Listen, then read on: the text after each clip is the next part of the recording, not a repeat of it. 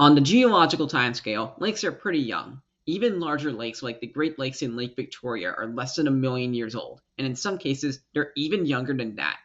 But what if I told you that there were some lakes that are truly ancient? In particular, one lake in eastern Siberia is so old, every other lake pales in comparison. This is Lake Baikal, the oldest and deepest lake on Earth. Now, before we get into the desolate landscapes of East Asia, I'd appreciate you like the video, subscribe to the channel, and hit the notification bell to stay tuned for future content. Okay, so before we get into why Lake Baikal specifically is the oldest lake in the world, where and what exactly is it? Well, it is located in southeastern Russia, just north of the border with Mongolia, about 2,500 miles or 4,000 kilometers east of the Russian capital of Moscow. Again, it's by far the oldest lake in the world, with some estimates having it forming a staggering 30 million years ago. We'll get into why in a bit. In addition to being one of the oldest lakes in the world, it's also one of the biggest, with a surface area the size of Belgium, making it the seventh largest lake by surface area. However, surface area is only one way to measure the size of a lake, and another way to do so is to look at the volume of the lake, aka the amount of water in it. By this metric, Lake Baikal is by far and away the biggest lake in the world, and it isn't even close. A couple videos back, I talked about the Great Lakes, which were the largest lakes in the Western Hemisphere. As it turns out, Lake Baikal alone contains more water than all five of those lakes combined, and all told has almost a quarter of the fresh water on the entire planet. The reason for this is because Lake Baikal is exceptionally deep, with a depth of over a mile, or 1.6 kilometers at its deepest point, a benchmark that only the oceans are able to surpass. The lake itself is a major hub of biodiversity, with thousands of species of animals and plants inhabiting the area around the lake, with some species of fish not being found anywhere else on Earth due to the unique deep freshwater environment.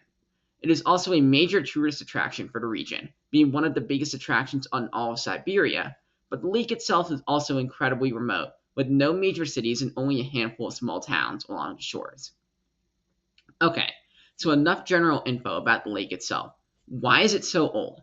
Well, you see, the vast majority of lakes only last a few thousand years before they dry up because of the slow deposition of sediments on the lake bed. There are several factors that go into this sediment buildup, such as evaporation and rivers that are flowing into the lake, but the vast majority of lakes dry up after about 20,000 years or less. There is, however, one type of lake that bucks this trend, and that's a lake that forms in a rift valley. You see, there are a few different ways that tectonic plates can move relative to each other, those being moving towards each other, sliding past each other, and moving away from each other. Right now, we'll just look at when plates are moving away from each other, which is known as a divergent plate boundary. At these boundaries, as two tectonic plates move away from each other, new rock and magma from the mantle will try to fill the gap. However, it won't just magically rise to the level of the plates moving away in an instant, so what will usually form is a long and narrow valley that's known as a rift valley, which gets wider and deeper over millions of years. As a result, it doesn't take much for water to fill up large parts of the valley, which creates what are known as rift lakes. In some cases, the deepening of the rift valley will happen at a faster pace than the deposition of sediments from nearby rivers, so the lakes end up getting deeper with time. The end result is that these lakes can survive for a long, long time, on the order of millions of years instead of thousands. Looking back at Lake Baikal, we can see that it is indeed located in such a rift valley, known as the Baikal Rift Zone. This is formed at the boundary between the Amur Plate, a small tectonic plate in northeastern Asia, and the broader Eurasian Plate. Over the past 20 to 30 million years, the two plates have been moving away from each other, which has allowed water to fill up the valley that has been left behind, creating the lake that we see today. This raises a pretty interesting question. Where else can we find lakes that have survived for far longer than normal? Well, to do so, we just need to look for other rift zones around the world and see if they have any lakes within them. Probably the most famous rift zone in the world is what's known as the East African Rift Zone, which is a divergent boundary where the African tectonic plate is effectively splitting into two. The reason this plate is so well known is because in a few million years, it is predicted to split Africa itself in two, creating an eastern landmass separated from the rest of Africa by a narrow channel.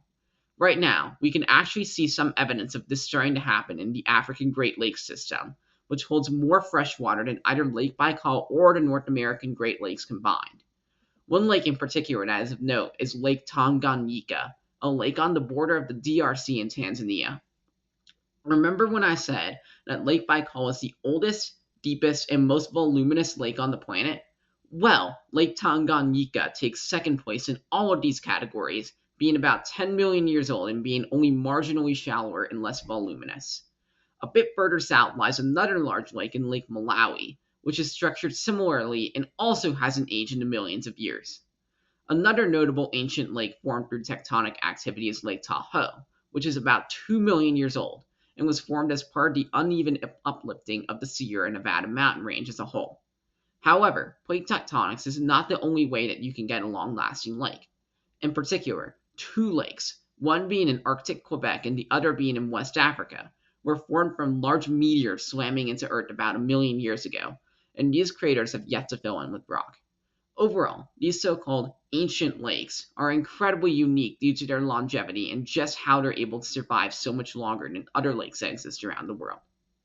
And that's all I have to say on old lakes. As always, I'd appreciate you like the video, subscribe to the channel, and hit the notification bell to stay tuned for future content. Thanks and have a great day.